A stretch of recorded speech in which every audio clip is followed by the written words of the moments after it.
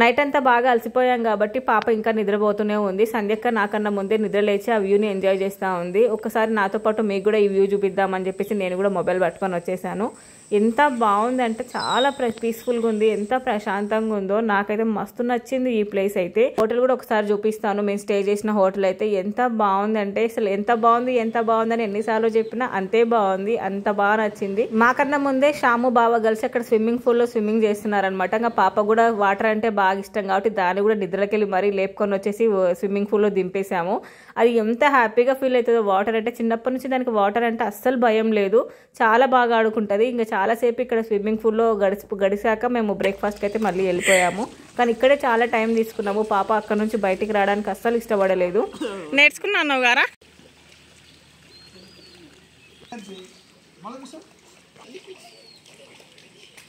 మామకి వాటర్ పట్టుకోండి దగ్గర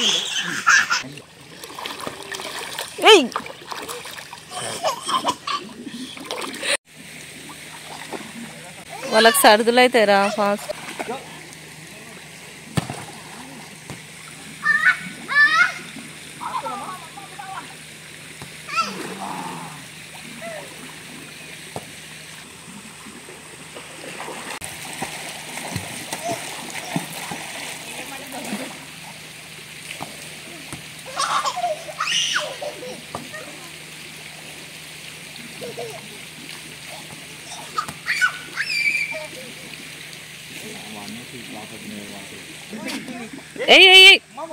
ఓ దేవుడా,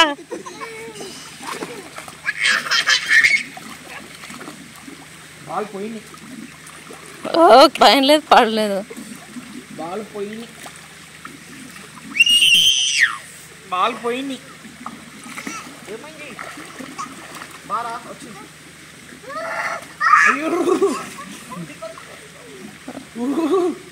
అటు సరే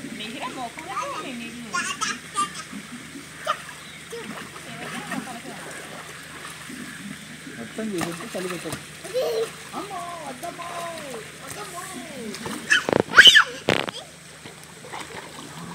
చాలాసేపు స్విమ్మింగ్ పూల్లో ఆడుకున్న తర్వాత పాపనైతే స్నానం చేయించి ఫ్రెష్ అప్ చేయించి కొన్ని పోమోగ్రానేట్ వదిలిచి పెడితే అది టీవీ చూసుకుంటూ తింటా ఉంది. దాని తర్వాత ఒక 1 అవర్ తర్వాత వచ్చేసి మేము ఇక్కడ బ్రేక్ఫాస్ట్కి అయితే రెడీ అయిపోయాము. ఇక్కడ వ్యూ చూస్తుంటేనే మీకు అర్థమైపోతుంది ప్లేస్ అనేది ఎంత బాగుందో. సేమ్ యాజ్ యూజువల్ ఎక్కడికైనా కూడా బ్రేక్ఫాస్ట్ అనేది మనకు హోటల్లో అన్లిమిటెడ్ ఇచ్చారు. ఇక్కడ కూడా సేమ్ అనమాట, ఫుల్గా అన్లిమిటెడ్ ఇచ్చారు. ఇక్కడ ఏంటి అంటే మనకు ఆర్డర్ ఇచ్చిన వితిన్ 20 minutesలో చేసి ఇచ్చారు. అక్కడైతేనేమో రెడీగా ఉండేటివి వేరే మిగతా హోటల్ అయితే. మా పాపకైతే ఇంకా ఎక్కడికైనా ఇడ్లీ ఫేవరెట్ కాబట్టి ఎక్కడికైనా ఎన్ని పూటలు పెట్టినా ఇడ్లీయే తింటుంది, అంత హ్యాపీగా. బ్రేక్ఫాస్ట్ అయిపోయాకైతే మేము స్టార్ట్ అయిపోతున్నాం అనమాట. మేము వెళ్ళాల్సిన ప్లేస్కి అయితే ఒకసారి రూమ్ చెక్ చేసుకొని ఏవేవి తీసుకున్నాము, మొబైల్స్ అవన్నీ తీసుకున్నామా లేదా అని చెప్పేసి ఒకసారి రూమ్ దగ్గరికి అయితే వెళ్ళిపోయి మిగతావన్నీ చెక్ చేసుకున్న తర్వాత ఇక్కడ నుంచి అయితే మేము స్టార్ట్ అయిపోతాము. మార్నింగ్ ఎంత బాగుంటుంది. నా లైఫ్లో అయితే నేను ఇంత లగ్జరియస్ హోటల్ అయితే నేను ఎప్పుడు చూడలేదు, ఎప్పుడు వెళ్ళలేదు కూడా.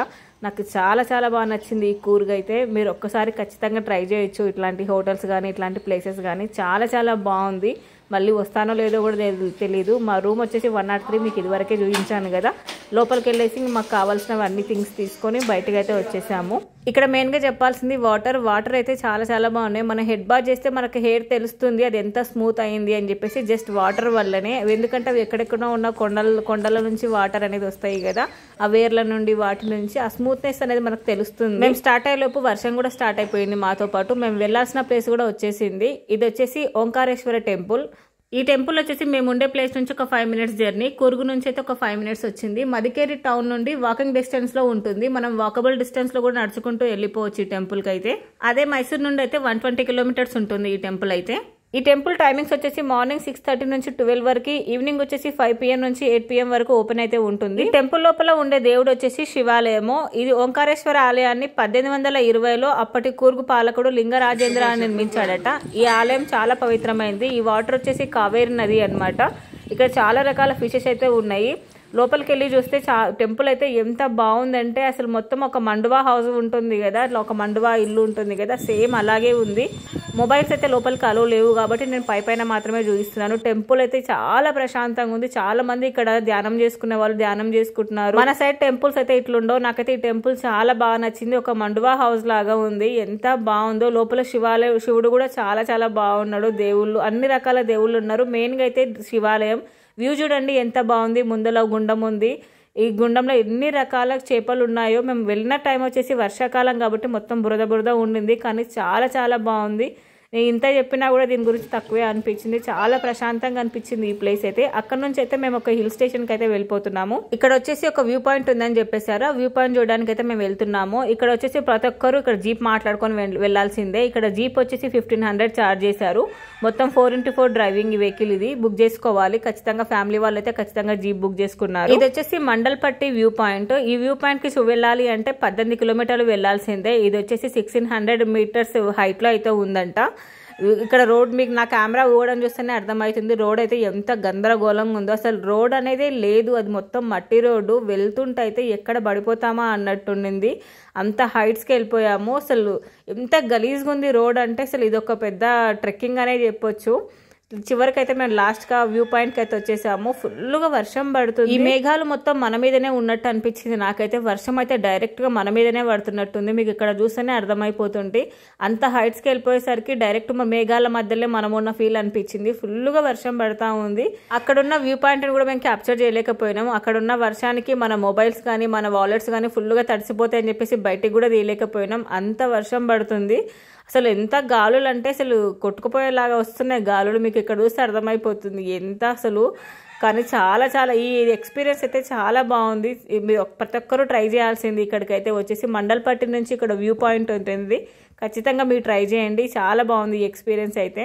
అక్కడ కురుస్తున్న వర్షానికి అయితే అక్కడ ఉండలేకపోయాము. కొద్దిసేపు ఒక 1 hour 2 hours ఏమో ఉన్నాము. అక్కడ కూడా ఒక దగ్గర ఎవరో అక్కడ షెల్టర్ లాగా ఒక రూమ్ లాగా కట్టిండ్రు. అక్కడ మాత్రమే ఉండగలిగాము. దాని తర్వాత నుంచి మేము వేరే ప్లేస్కి అయితే స్టార్ట్ అయిపోయాము. మేము వచ్చిన ప్లేస్ వచ్చేసి దుబారే ఎలిఫెంట్ క్యాంప్. ఇది వచ్చేసి మండల్పట్టి నుంచి 1 hour జర్నీ 45 kilometers ఉంటుంది. ఈ క్యాంప్ లో ఎలిఫెంట్ కి సంబంధించిన అన్ని మనకు చూపిస్తారని చెప్పేసి చెప్పారు. కానీ మా బ్యాడ్ లక్ మేము వచ్చింది ట్యూస్డే. ప్రతి వీకెండ్ సండే వీకెండ్ ఉంటుంది కదా, ఇక్కడ వచ్చేసి ట్యూస్డే పెట్టారనమాట. ట్యూస్డే రోజు లేదు, మొత్తం క్లోజ్ చేసి ఉంది. దాని తర్వాత వచ్చేసి మేము హోటల్కి అయితే వచ్చేసాము. మళ్ళీ మేము కురుగులో ఉన్న ప్లేస్కి అయితేనే వచ్చేసాము. చివరికి ఇక్కడికి వచ్చేసి కొంచెం రెస్ట్ తీసుకొని మళ్ళీ డిన్నర్ చేసేసి కాసేపు అక్కడక్కడ మొత్తం ఫుల్గా తిరిగేసి పడుకున్నాము. నైట్ టైం మా హోటల్ వ్యూ కూడా చాలా చాలా బాగుంది. ఎంత బాగా లైట్స్ వేసారో కదా. మా పిల్ల ఈ లైట్స్కి అయితే ఫుల్గా ఆట ఆడుతూ ఉంది. పిల్లలకి ఏదైనా కొత్త ప్లేస్కి వస్తే అసలు వాళ్ళకి నిద్ర రాదు. మనం ఎంత అలసిపోయి మనం నిద్రపోయినా కూడా పిల్లలు మాత్రం నిద్రపోరు. అంత ఎనర్జెటిక్గా ఉంటారు. మా పాప కూడా అంతే. దాన్ని నిద్ర పడుకోబెట్టి మేము పడుకునే వరకు ఎంత టైం అవుతుందో. ఈరోజు కూడా అట్లే గడిచిపోయింది.